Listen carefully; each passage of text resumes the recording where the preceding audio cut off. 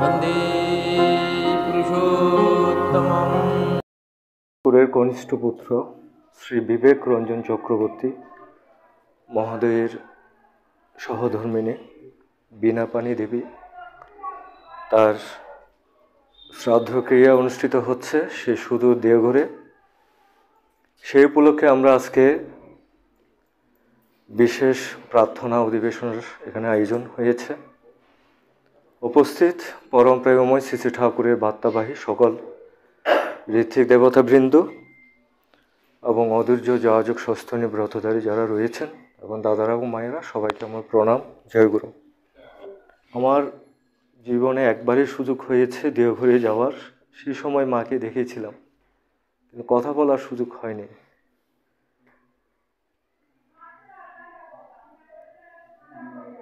মার যে দীর্ঘ প্রায় 108 বৎসর মনে হয় তিনি ছিলেন,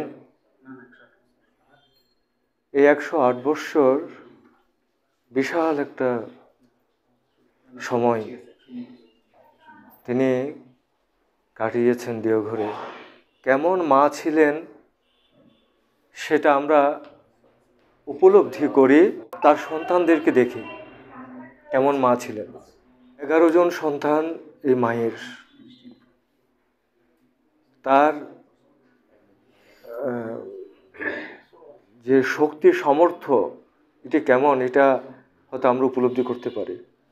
অনেক অনেক গুণ বৈশিষ্ট্য মায়ের রয়েছে, সেটা অবশ্যই রয়েছে। তার বিস্তৃত বর্ণনা দেওয়ার সক্ষমতা কিন্তু আমার নেই। মায়ের যে ভালোবাসা, যে তার সন্তান এবং তার ছেলে মেয়েরা যেভাবে নিজেদেরকে যে ইষ্টের প্রকৃত আদর্শ যে পরিপালনে তাদের যে যে শিক্ষাটা তিনি দিয়েছেন, সেটা আমরা দাদাদের কাছ থেকে আমরা দেখতে পাই। কারণ মা এবং সন্তান এটা নিবিড় একটা ভালোবাসার বন্ধন। সন্তানের আচরণ, সন্তানের সবটাই ওই মায়ের সবটাই যেন ফুটে ওঠে ওই সন্তানের চরিত্রের মধ্যে। কথাগুলো কিন্তু আমি আমার অনুভূতির কথা বলছি, আমি কিন্তু মার কোনো কিছু সম্পর্কে আমার অবগত না, অনুভূতির কথা। এই জন্য ওই আমি দাদাদেরকে যখন দেখেছি, দাদাদের চরিত্র বা তাদের চলাফেরা, তাদের সবটাই আমি চিন্তা করছি মার আদর্শ, মার শাসন, মার ভালোবাসার একটা অনুকরণীয় জীবন তাদের। সেটা হয় প্রত্যেকটা পরিবারে। সেটা মাগুলো যদি এরকম মা হয়, সন্তানগুলো এরকম হবে। পূজনীয় বুদ্ধদেব চক্রবর্তী, বিবেক রঞ্জন চক্রবর্তী এরকমই হয়ে উঠবে সন্তানগুলো। তো এই জন্য আমরা আমাদের এই যে মহান ব্যক্তিত্ব মাটি, তিনি যেটা সারা জীবন যেটা করে গিয়েছেন, এই যে ছোট ছোট কিছু কিছু কথা বলছেন, সংরক্ষণের কথা বলছেন, ছোট্ট একটা জিনিসের কীভাবে সযত্নে রাখার প্রয়োজন রয়েছে এবং সেটার যে পরবর্তী প্রয়োজন হবে না সেটা বলা যাচ্ছে না, এই জন্য এটাকে সংরক্ষণ করছে। তাহলে প্রত্যেকটা জিনিস আমাদের অনুকরণীয়। তাহলে আমাদের অনেক দূরে যেতে হয় না, কাছে থেকেই আমরা আমাদের ব্যক্তি জীবনে আমরা যদি অহংটাকে দূরে সরে রেখে বিশাল জানার যে অনেক কিছু জানি সেই চিন্তাগুলো সরে রেখে যদি এই মানুষগুলোর জীবনটা যদি আমরা যদি একটু যদি জানার চেষ্টা করি, দেখা যায় আমরা অনেক কিছু শিখতে পারবো, অনেক কিছু শিখতে পারবো। এগুলো হচ্ছে প্রকৃত চরিত্র। প্রকৃতির সাথে প্রকৃতির প্রয়োজনে যা যা করণীয় আমাদের, সেটা তিনি দিয়েছেন, তিনি দিয়ে গিয়েছেন। তাহলে এই ভালোবাসার জগতে এই যে আমরা একজন মাকে হারিয়েছি, 108 বৎসর তিনি, এটা বিশাল একটা ব্যাপার। 108 বৎসর একটা সময় তিনি যে ছিলেন, এটা একটা বিশাল ব্যাপার, বিশাল ব্যাপার।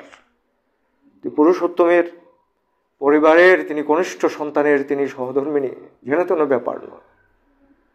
আজকে আমরা এ পরিসরে যে যে তার জন্য আমরা পরম প্রেমময়ীর চরণে প্রার্থনা, তিনি তো ঠাকুরের কাছে আছেন, আমাদের অজান মনের ভালোবাসার কথা জানাচ্ছি আর কি, তারপরও প্রার্থনা করছি। তিনি তো ঠাকুরের মানুষ, তিনি ঠাকুরের মানুষ, ঠাকুরকে সেবা দিয়েছেন, ঠাকুরকে ভালোবেসেছেন, ঠাকুরকে নিয়েছিলেন, তিনি তো ঠাকুরের মানুষ। তা আমরা ওই যতটুকু সম্ভব হয়তো তার চরিত্রের কোনো একটা কিছু যদি আমাদের জীবনে যদি চরিত্রগত করতে পারি, এটা আমাদের জন্য বড় প্রাপ্তি করবে, অনেক বড় পাওয়া হবে। এই আমার অনুভূতির কথা। ভালো থাকবো আমরা, মায়ের জন্য প্রার্থনা, আমরা যাতে ভালো থাকি এবং মা ঠাকুরের চরণে তিনি আছেন, তিনি ওখানে থাকবেন, এই কামনা। সবাইকে জয়গুরু। এটা ফেলে দেই, এটা রেখে দেওয়ার কোনো প্রয়োজন নেই। যেমন ছোট ছোট মানে একটা উদাহরণ দিচ্ছিলেন যে যেমন পলিথিন, আমরা পলিথিন ব্যাগ বা এই ব্যাগ সে ব্যাগ অনেক সময় ছোটো পলিথিন হলে কী করি, আনলো বাজার থেকে কিছু একটা আনলো, ব্যবহার হলো, আমরা ময়লার ঝুড়িতে ফেলে দিলাম, সেটা আবার ইউজ করব, যে সেইভাবে করে করতাম না। অর্থাৎ ঘরের প্রত্যেকটা জিনিসকে যত্ন করে যদি আগলে রাখা যায়, সেটা আবার ইউজ করা যায়, বিভিন্নভাবে ব্যবহার করা যায়, সেই জিনিসটা সম্পর্কে মা শিখিয়ে দিচ্ছিলেন। তো বলছিলেন যে পুরো পলিথিনটাকে করতো কি, সুন্দর করে ছোট করে কেচি দিয়ে হয়তো কেটে 4 টুকরা করলো বা 2 টুকরা করলো, যেটার যেরকম সাইজ সেই অনুযায়ী করলো। তারপর যে ঘরে যখন অধিবেশন হতো, মন্দিরে অধিবেশন হতো, অধিবেশনের পরে যে প্রসাদ দিত, ওনাদের ঘর থেকে ছোট বাচ্চাদেরকে ওই পলিথিনের করে করে সুন্দর করে করে সেই প্রসাদগুলো দিত। অর্থাৎ ঘরের কোনো জিনিসই ফেলনা না, যেভাবেই হোক। তেমনি ঘরে যে চাল এবং তরি তরকারি, এই জিনিসগুলো সব সময় যাতে বারন্ত থাকে সেইভাবে করেই একটা ব্যবস্থাপনা ওনারা দেখতাম করতেন। আর সব সময় দেখে, মানে আমি যতবার দেখেছি, আপনারাও দেখে থাকবেন, এমনিতে তো ঠাকুর পরিবারকে দেখলে বোঝাই যায় সব সময় পরিষ্কার পরিচ্ছন্ন পরিপাটি। মানে আপনাকে আমাদের ঘরের দুয়ারে দেখবেন মায়েরা পরিপাটি হয়ে থাকতে জানেও না। মানে ঘরে যখন থাকে, বাইরে যখন যাচ্ছে হয়তো অনেক পরিপাটি হয়ে যাচ্ছে, এগিয়ে যাচ্ছে, কিন্তু যখন ঘরে আছে তখনও মা লক্ষ্মী সেজেই আছেন। যখন ঘরে আছেন তখনও সে মা লক্ষ্মী সেজে আছেন, তেমনি পরিপাটিভাবে থাকতেন, তেমনি শুভ্র সুন্দর, খুব মানে দেখার মতো একদম।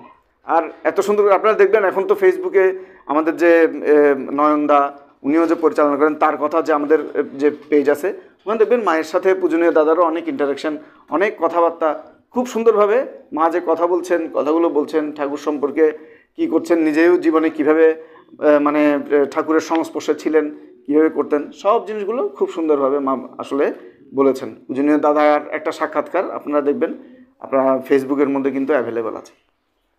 আর বিশেষ কিছু বলবো না, মা আমাদেরকে ছেড়ে দিব্যধামে পরমপিতার কাছে চলে গেছেন।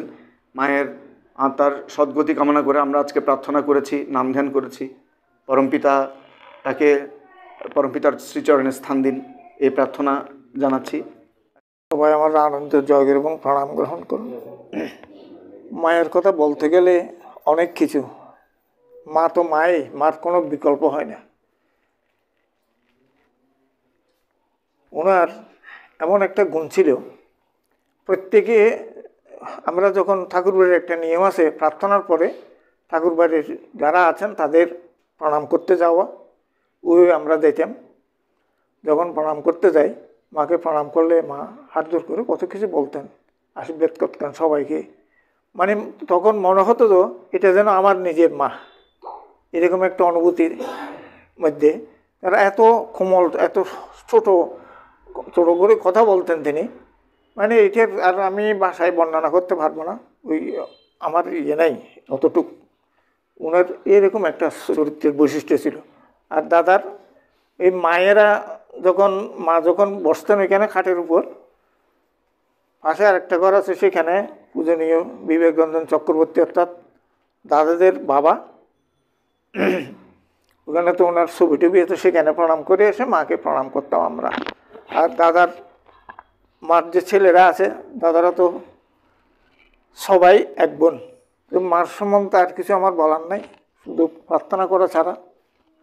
আর ঠাকুর বাড়িতে যখন বাইরে টেরে যখন থাকতাম, ওই প্রসাদ সন্ধ্যের সময় প্রসাদ দিয়ে যেত সবাই, ওই নারায়ণের দিনে রাখছিস, এটা মার ছিল।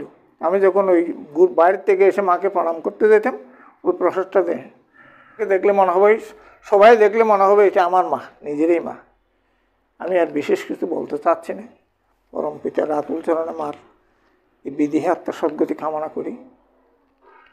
এই সবাইকে আনন্দ জয় করে নিয়ে আমার আলোচনা শেষ করলাম।